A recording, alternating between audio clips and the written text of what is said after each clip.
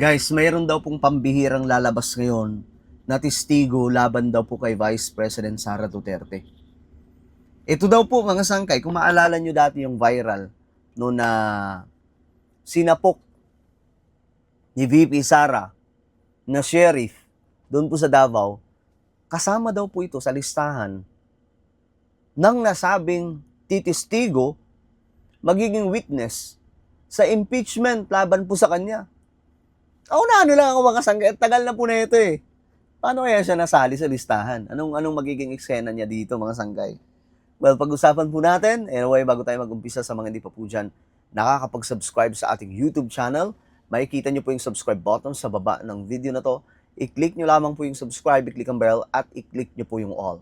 Sa mga nanonood po sa Facebook, i-follow nyo po yung ating Facebook page. Okay.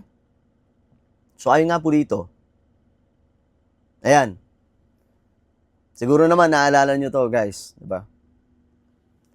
Sheriff na sinapok daw po ng ating VP noon, nung siya po ay mayor pa ata dito, mga sangkay, no? Nasa listahan ng impeachment witness. Talagang nagkimkim siguro yung taong to, no? Talagang kinimkim niya yung kung ano man ang ginawa sa kanya ni Sara. Isinama ng House Prosecution Panel sa listahan ng mga testigo nito ang sheriff na sinapok daw ni Vice President Sara Duterte sa Davao noong 2011. Tagal na nito. Ilang taon na mga sangkay. Pambira. Ba't kaya sinama pa to? 2011 pa to ah. Ayon sa nakuhang kopya ng pre-trial brief ng Abante, si Sheriff Abe Andres ay ipapatawag to prove that respondent has the tendency to inflict violence. Okay. Okay. Gets natin. Mukhang doon po ito papasok sa yung mga threat ni VP Sara sa pamilya ni PBBM.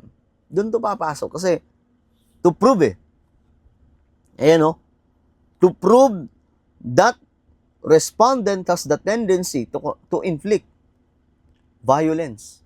So talagang palalabasin nila dito na si Sara ay delikadong tao. Batay sa mga ulat, 4 na sapat. Sapat yung nakasulat dito. Ayun, binabasa po natin. Mga sangkay.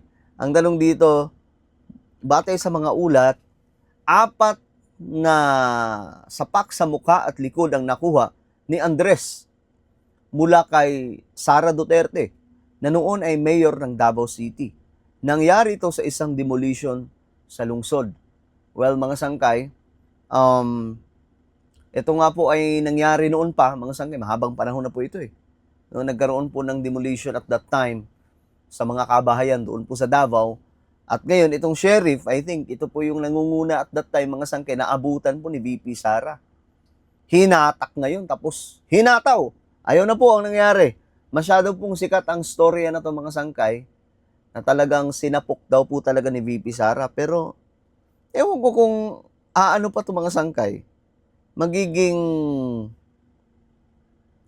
ano kaya ito mga sangkay? Magiging malaking usapin kaya to? Yung statement niya. Ano na to Kumbaga sa waray, bahaw na Diba?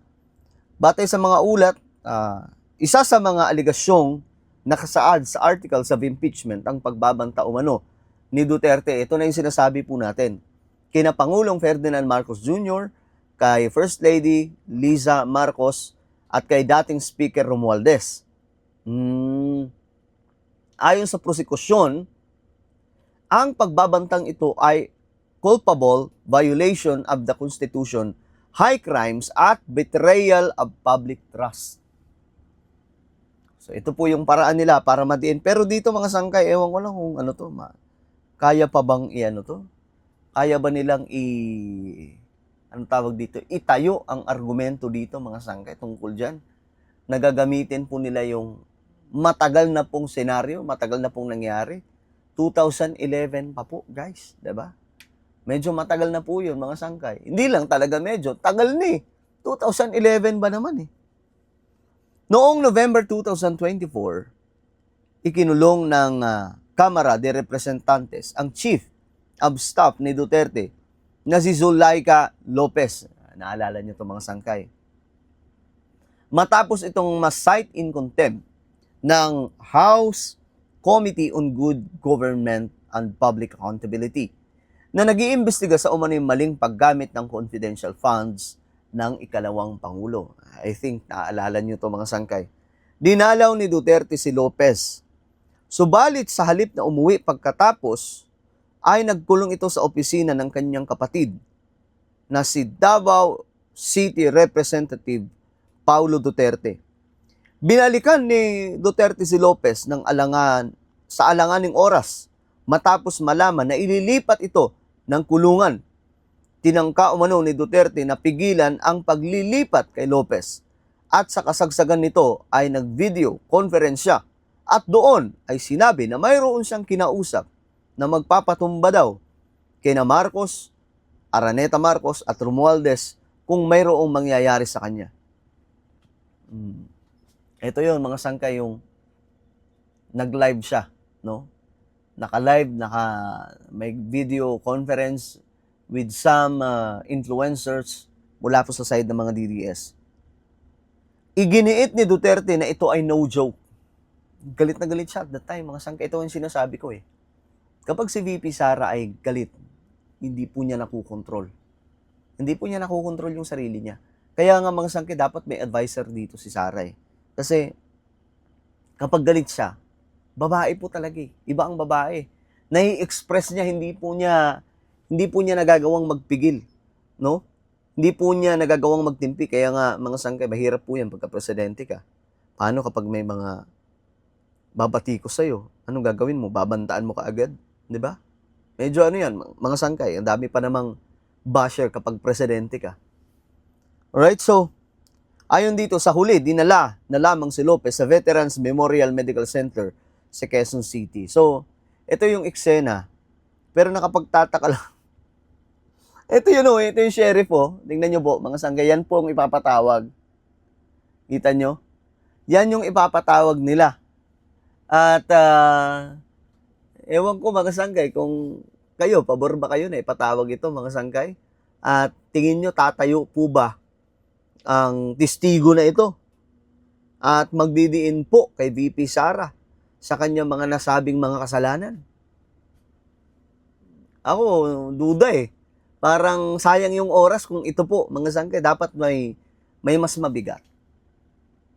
Isa sa dapat na kasama dyan, kung sino man ang sinasabi ni Sara, nakausap niya na magpapatumba kay PBBM.